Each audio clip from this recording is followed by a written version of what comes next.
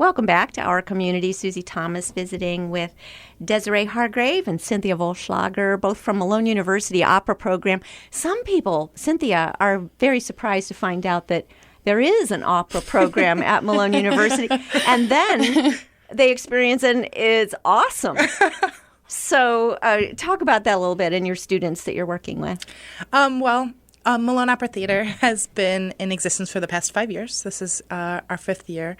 And we really have been on quite a journey together of growth and, allowing the community to view opera in a different way. We will do programs that are full of old gems like the Marriage of Figaro and Mozart's The Magic Flute, but we redo them in different ways. Like when we did Marriage of Figaro, we would do them in the 1920s, like a Downton Abbey style.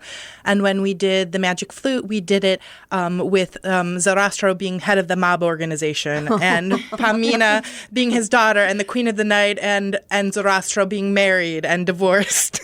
So we really do put a different spin on the old operas. But currently, we're really excited to be sharing some new works, being supportive of Dr. Ayers, Beneath Suspicion, and then actually doing 2 scenes from Jack Ballard's new opera that takes place in a recording studio and highlights a bunch of different styles, like everywhere from bluegrass to jazz to salsa. Wow. And the students, we couldn't be anywhere without the students. Desiree, for example, who plays the role of Mary in Beneath Suspicion, her career has really begun to take off. She has done a lot of local performing, just got finished doing a premiere of a new Cinderella with the Canton Players Guild. Oh, yes. How neat. It was a lot of fun. Oh, were you Cinderella? I was. I figured. Oh, that's so neat. Yeah. And then Jessica Crowell, who plays Elizabeth in Beneath Suspicion, she just got accepted as a young artist with Nightingale Opera Theater. She'll be playing the role of Magda this summer. And she has performed with Great Lakes Opera and Opera Circle and Voci. So her career is really taking off. And the students that helped me found Malone Opera Theater 5 years ago are active in the world as well. Very active. I hope we get a chance to get into that. Where are your students coming from? Like, for instance, Desiree, Yes. you could have gone anywhere, any conservatory in Ohio. What made you say, this is where I want to study opera? Well, I actually was studying music education, and I walked onto Malone's campus, and I just knew it was very different. Everyone cares very, very much. And I walked into the music department, and I guess I wish I could just explain to you what it was like to sing with the chorale for the first time, and all of those different things that I really appreciate. And I started studying with Mrs. Volschlager, and she has really helped me to realize my own potential and the things that I have to offer to the world. So I think that that's really what made me really latch on and choose Malone as my course as I'm going through this time in my life. So, do you hear this story over and over again? I'm blessed to cross paths with beautiful students. What would you like to do once you graduate? Well, I'm currently studying music performance, and I also am going to be pursuing my vocal pedagogy certificate, which will certify me to teach professional voice. So I currently teach a couple students, and I also do a lot of performing. So the goal is to be a professional performer and to teach voice lessons as well. Well, now we need to talk about these people who have graduated. The first students, just tell us what they're doing now, because this is amazing.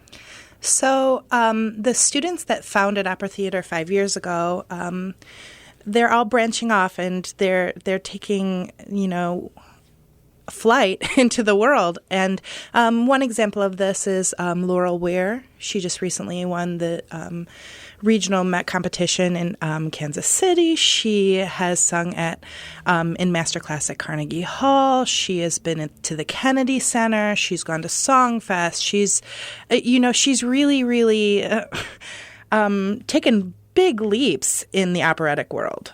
So her career now is full-time opera, yes? Yes. Is there a way to connect this kind of alumni to this kind of a student and help them along? Oh, absolutely. That just seems like the opera world must be pretty closely knit. Well, and what's been really wonderful watching Laurel's growth is that she has remained absolutely steadfast to her Christian faith, and that every step she's taken forward has included that. So in a way, she's making steps down a path that is both ethical and professionally successful, which I think is the true connection, for, previous alumni to experience these things and then be able to give advice of, this person's great to work with and this company is great to work with. And like she right now is an apprentice with Kansas City Opera. Hannah Miller also, the very first full performance we did of Amahl and the Night Visitors, Laurel was the mother and Hannah Miller was Amahl. And Hannah Miller is both working as a full-time nurse and is an apprentice with Ohio Light Opera for the second season. Just amazing. So everyone says they look back and you, of all the vocal coaches they've had, you shine as the one that's made the most difference. Cynthia, what's your background in this?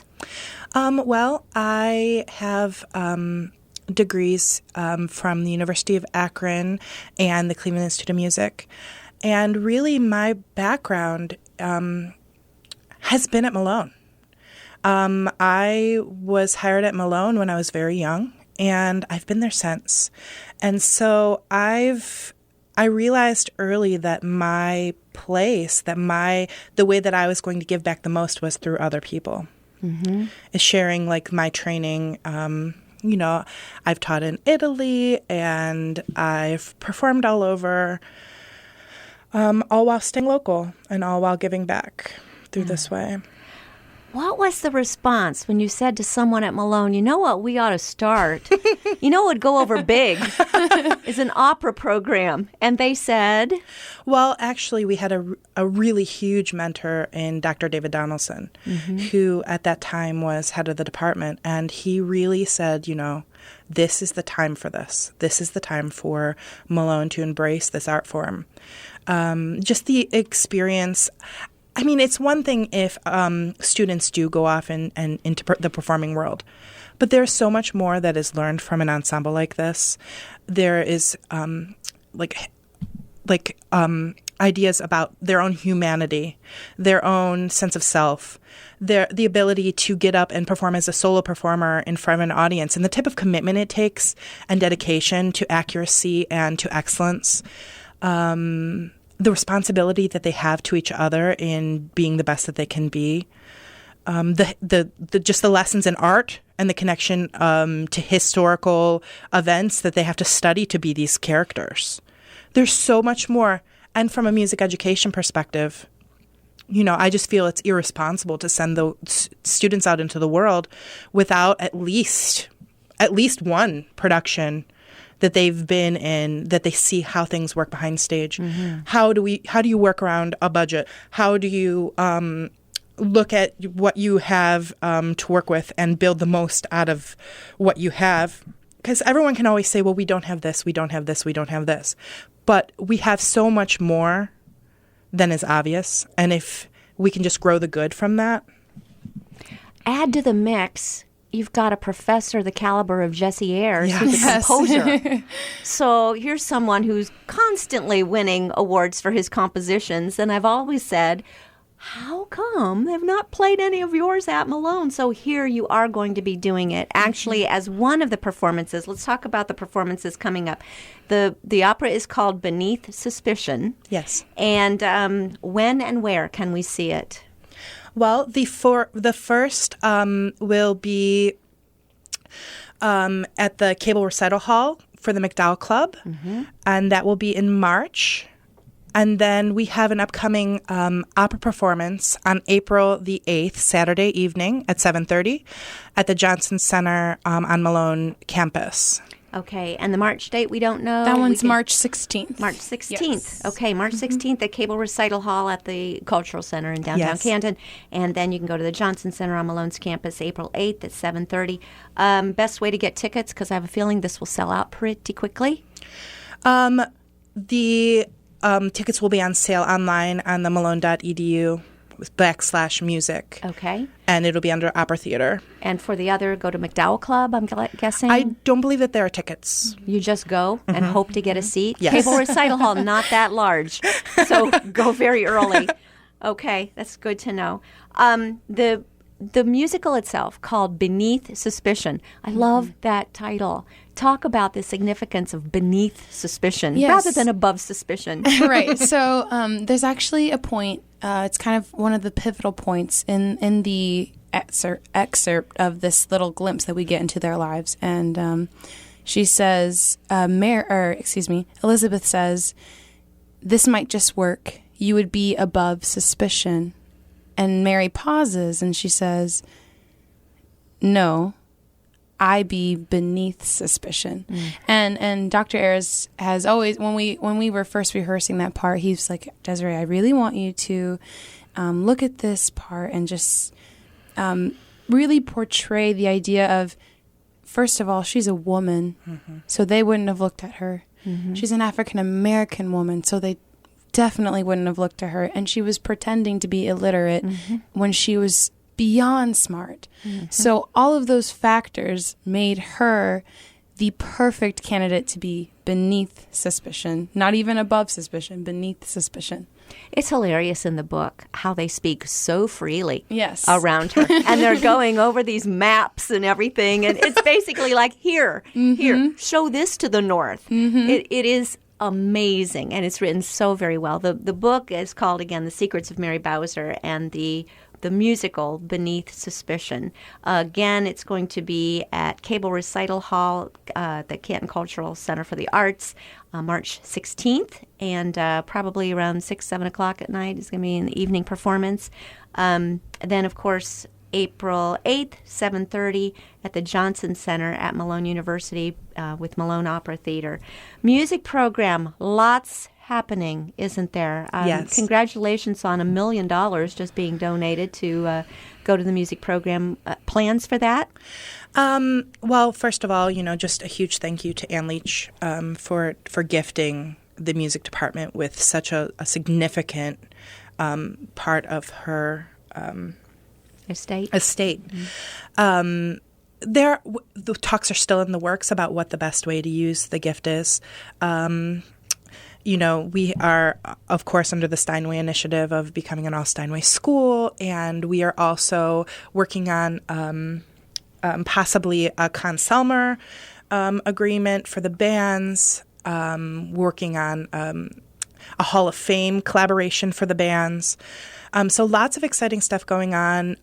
Talks of the gift, range from scholarships and creating an endowment to working on performance venues and improving acoustics on campus. So there's a wide range of ways that it can contribute to the future education of the students.